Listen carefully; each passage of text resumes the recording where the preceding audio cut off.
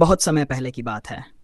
हिमालय की तराई में बसे एक छोटे से ग्राम आनंदपुर में माधव नाम का एक युवक रहता था। उसका जीवन साधारण था, पर हृदय असाधारण श्रद्धा से भरा हुआ था।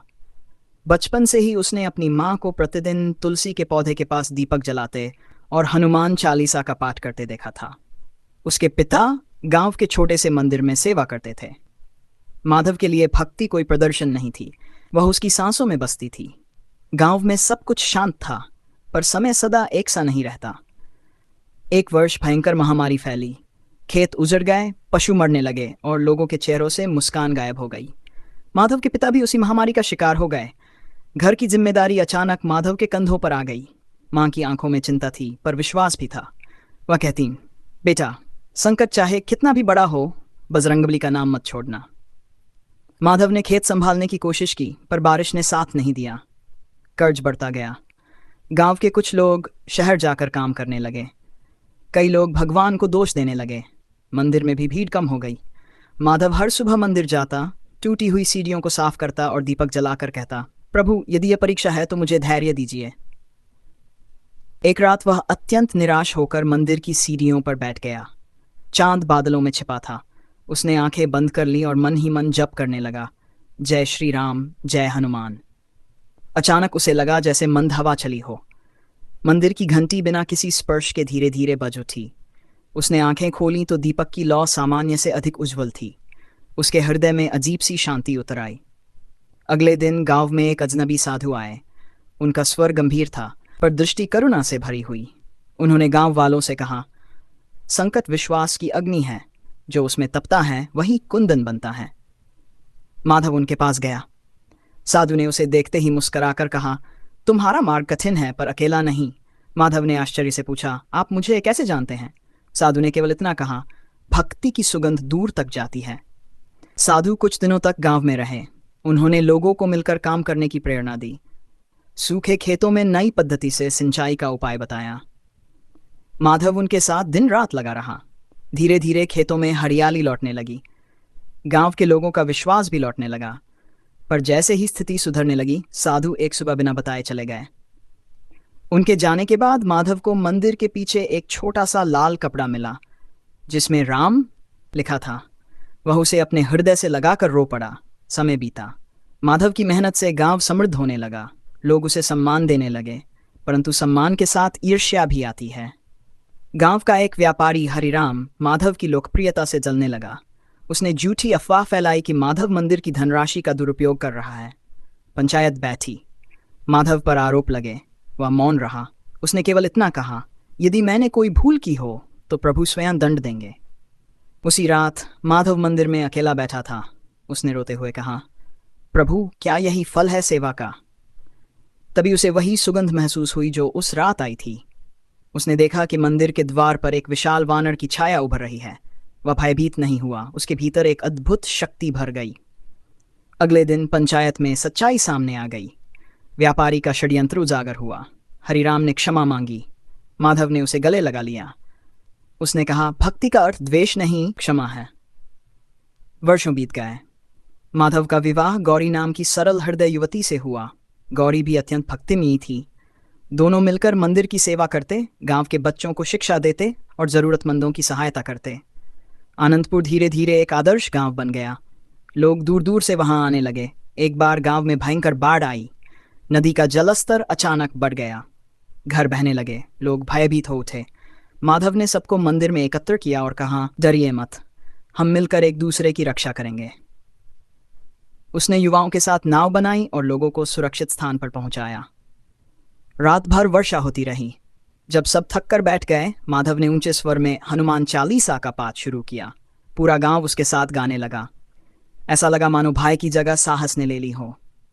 सुबह जब वर्षा थमी तो देखा गया कि मंदिर के चारों ओर पानी नहीं पहुंचा था। लोग इसे चमत्कार कहने लगे। माधव ने मुस्कुराकर कहा, चमत्कार हमारे एकता और विश्वास का है। समय की धारा आगे बढ़ती रही। माधव और गौरी के यहाँ एक पुत्र हुआ, जिसका नाम उन्होंने रामदास रखा। बालक बचपन से ही तेजस्वी था। माधव उसे सिखाता, सच्ची भक्ति केवल मंदिर में नहीं, सेवा में है। रामदास बड़ा होकर विद्वान बना, पर उसने गांव छोड़ने से इनकार कर दिया। उसने कहा, जहां मेरी जड़ें हैं वहीं मेरा धर्म है। एक दिन वृद्ध माधव गंभीर रूप से बीमार पड़ गया।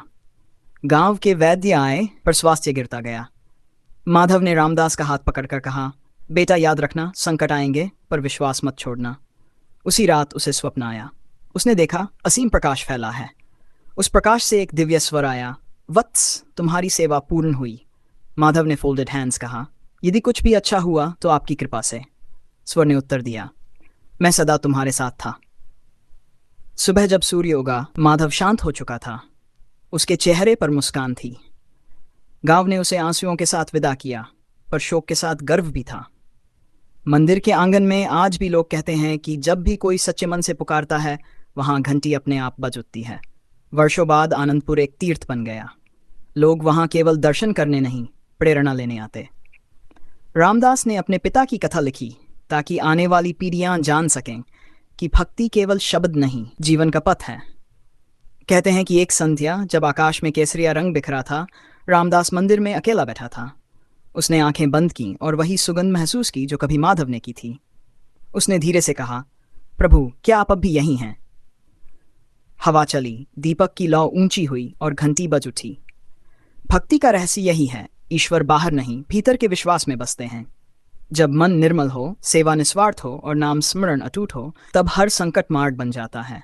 आनंदपुर की कथा केवल एक गांव की नहीं, हर उस हृदय की है जो अंधकार में भी दीप जलाए रखता है। जो भी इस कथा को सुनता है, उसके मन में एक ही भाव उठता है, संकट चाहे जितना बड़ा हो, विश्वास उससे बड़ा होना चाहिए। और जब विश्वास अडिग हो तो पवनपुर की कृपा अदृश्य डाल बन जाती है।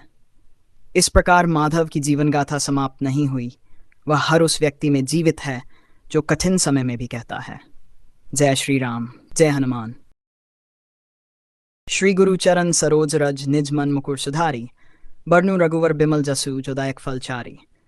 बुद्धिहीन तनु जानिके सुमिरौम पवन कुमार, बल बुद्धि विद्या देहु मोहिन। हर हुक्लेश विकार चौपाई जय हनुमान ज्ञान गुण सागर, जय कपीसती हूँ लोक उजागर। रामदूत अतुलित बलधामा, अंजनी पुत्र पवन सुतनामा। महावीर विक्रम बजरंगी, कुमति निवार सुमति के संगी। कंचन बन बिराज सुबेसा, कानन कुंडल कुंचित केसा। हाथ वज्र औध्वजा बिराजे, कांधे मूंज जनेऊ साजे। शंकर सुवन केसरी नंदन, तेज प्रताप महाजगंदन।